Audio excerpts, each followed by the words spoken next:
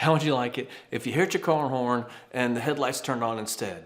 Or if you had turned on the radio and instead of hearing your favorite Michael McDonald yacht rock tracks, your trunk popped open? Well, you'd be confused and frustrated and you'd get rid of that car.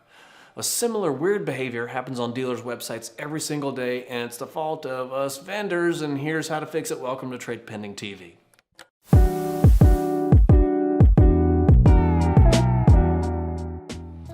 The call to action buttons on a dealer's website are precious real estate. If you own the button, you claim the results, you get canceled less. But in working with thousands of dealers, we unfortunately see that many of these buttons mislead customers about what's actually going to happen next after they click it. Because these CTAs are such precious real estate, many vendors push dealers to relabel these buttons based upon what their product does, not what the customer actually wants or expects. Here's how you fix it. Want someone to chat with you? For the love of God, label that button to chat. Don't call it get a trade-in value or a payment. The people that want to chat know where to go. If you want someone to buy a car online, label that button, buy this car.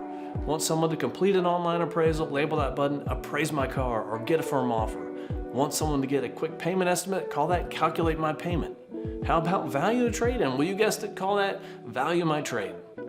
When you guide your customers into the next steps they are most interested in taking, instead of confusing them with misleading buttons, they're going to reward you by staying on your site longer and turning into leads at a much higher rate.